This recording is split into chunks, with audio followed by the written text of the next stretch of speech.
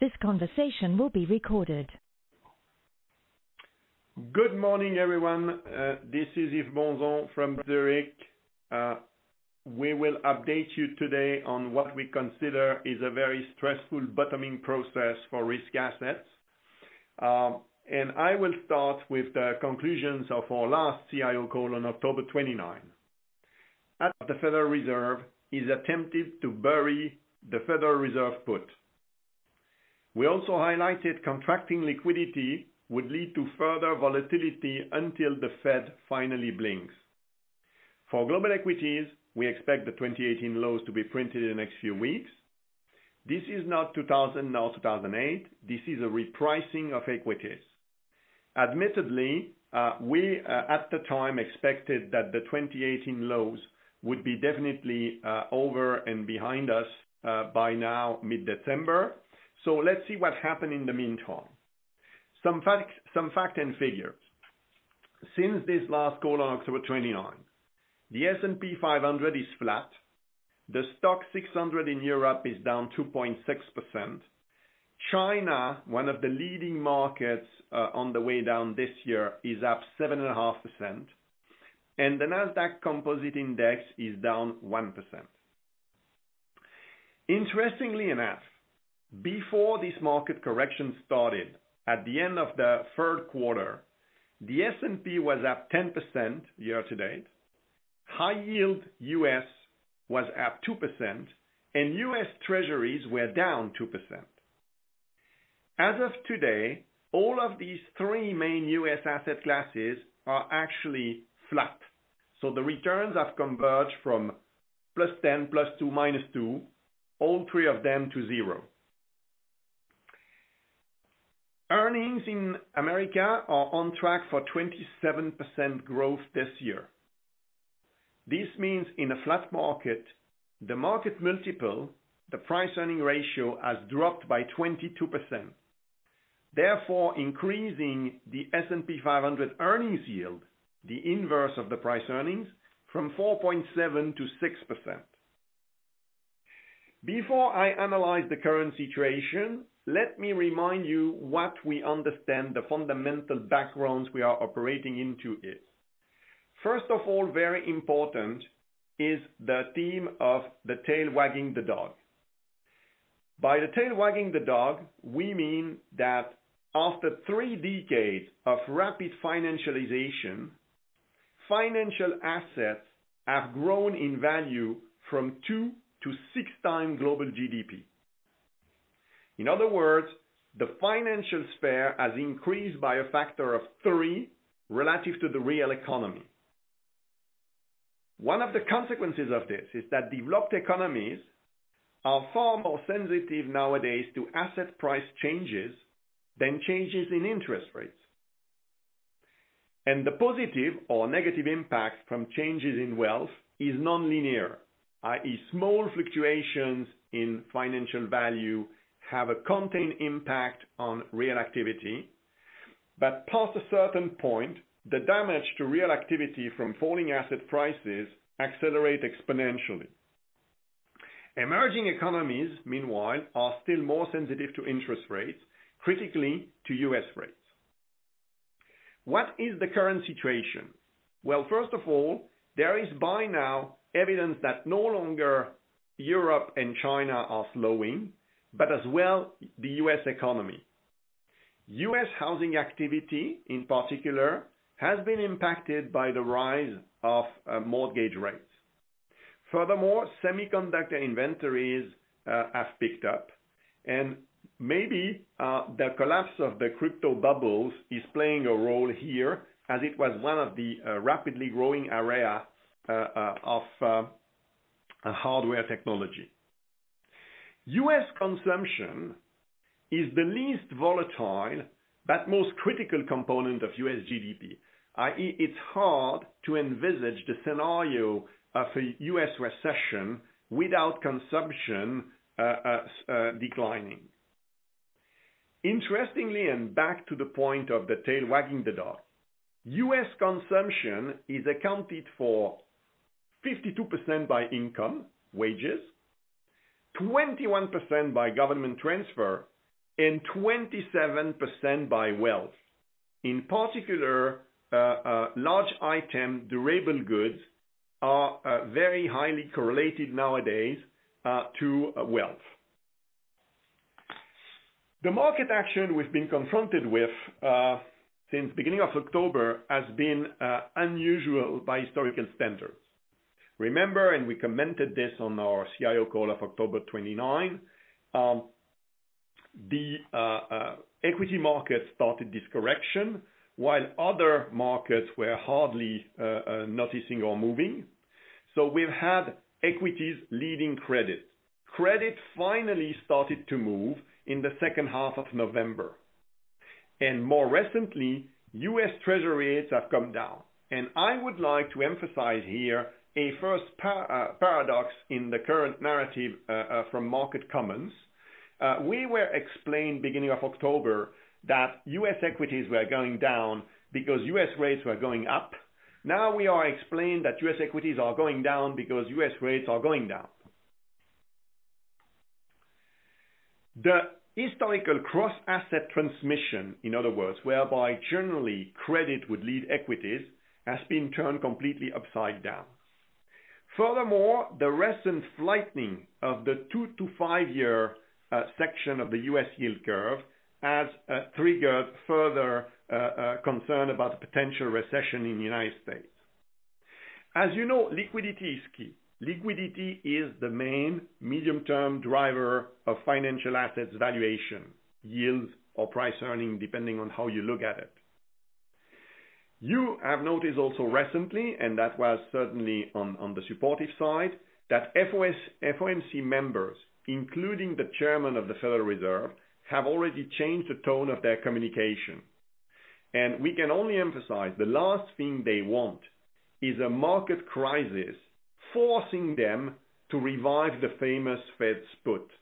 This would be exactly the opposite of what they are intending to achieve here. We therefore expect the December Fed fund hike will be, under current circumstances, the last one for quite some time. But we are also aware that liquidity impacts asset valuation with a lag. And the Fed pause does not alleviate the tightening that is sort of already baked in the cake. In other words, what you see in terms of volatility regime and price market action is the lag effect of what the Fed did in terms of monetary policy several months ago. Investor sentiment and positioning is extremely bearish. We consider this bullish from a contrarian perspective. And interestingly enough, everyone seems to be looking at charts, and looking at levels that are broken or the death cross on the S&P 500, 50 and 200 moving averages. But in doing so, people ignore the fact that such naive approach to reading markets have stopped working more than 3 decades ago. In other words, yes, every recession was accompanied by a death cross on the moving averages of the S&P 500, except there were many death crosses where simply nothing happened. One of them, by the way, was 1987. And you can draw some parallels with 1987. So in 1987, rates increased from 7 to 10%. The market dropped from plus 20 to slightly negative and closed the year kind of flat. So we have the same sequence, but with more amplitude, more magnitude now back then as compared with today. We think, again, what works in secular bear markets, 2000, 2009 is the last on record, does not work in secular bull markets. And if we had to compare the situation today with 2000 or 2008, we would rather draw parallels with 2000. There are, though, 2 important differences between 2000 and today. The first one of those is the relative valuation of stocks and bonds. The forward-looking equity risk premia back in 2000 was significantly negative. It has compressed a lot in the last few years in the United States, but it is still positive to the tune of 2 to 3%. And in Europe and Asia, it's actually much higher to the tune of 6 or 7% as of today. The second difference, a very important one, is fundamentally the dynamics of private sector credit into the Federal Reserve monetary tightening cycle. So liquidity is the byproduct of both what the central bank does and what the financial systems, including shadow banking, does. At the time, in both 2000 and 2008, by the way, there had been a significant increase in private sector leverage. This time around, private sector in Europe and United States has spent most of the decade deleveraging. Therefore, the transmission mechanism of the Fed's tightening is fundamentally different as compared with those two previous episodes. Everything we've discussed here is about endogenous factors. The trade tensions between China and United States are of exogenous nature, although they may carry endogenous implications, worse comes to worse. We highlighted from the very beginning of this trade war that worse comes to worse, this would have a significant impact on U.S. corporate profits. The S&P 500 earnings, in other words, would be impacted. We have no way to predict, though, the twist and the final outcome of this battle. We will continue to treat it as an exogenous factor, one that is unfortunately of long-lasting nature, warranting and requesting from investors a higher risk premiums than otherwise. But we think basically betting on a bearish resolution here is a speculation more than investing. So in conclusion, chart patterns can be severely misleading, and looking at the fundamental stats behind patterns is absolutely critical. We stick to the view that equity markets are in a bottoming process. It's scary, it's stressful, we don't like it, but we think we have broad evidence, including accumulation of divergences as compared with the previous two bottoms of October and November, that the conditions are falling into place for a tradable bottom. US dollar fixed income offers nowadays value relative to US equities following the rise in both yields and spreads, especially when adjusted for the respective risk of the asset class. In Europe and Asia, equities are very cheap relative to bonds, and there is still no alternative in Europe to equity risk. In conclusion, traders might want to speculate on further downside for risk assets. There's nothing wrong with that, but it's trading. We stick to the view that investors see relative value. Thank you very much. We'll forward to you the summary of this call and the key points shortly thereafter. We wish you a very good day and a good end of the year, as this will hopefully be the last ad hoc CIO call of 2018 at Julius Baer. Thank you very much, and a good day to all of you. CIO call of 2018 at Julius Baer. Thank you very much, and a good day to all of you. CIO call of 2018 at Julius Baer. Thank you very much, and a good day to all of you. CIO call of 2018 at Julius Baer. Thank you very much, and a good day to all of you.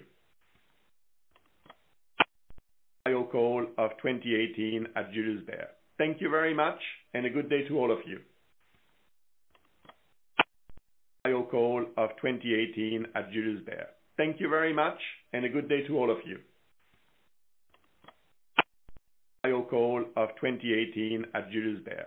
Thank you very much, and a good day to all of you. CIO call of 2018 at Julius Baer. Thank you very much, and a good day to all of you.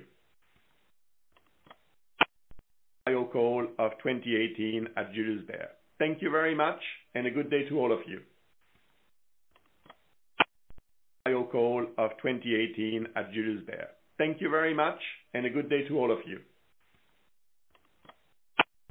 CIO call of 2018 at Julius Baer. Thank you very much, and a good day to all of you. CIO call of 2018 at Julius Baer. Thank you very much, and a good day to all of you. CIO Call of 2018 at Julius Baer. Thank you very much, and a good day to all of you. CIO Call of 2018 at Julius Baer. Thank you very much, and a good day to all of you. CIO Call of 2018 at Julius Baer. Thank you very much, and a good day to all of you. CIO Call of 2018 at Julius Baer.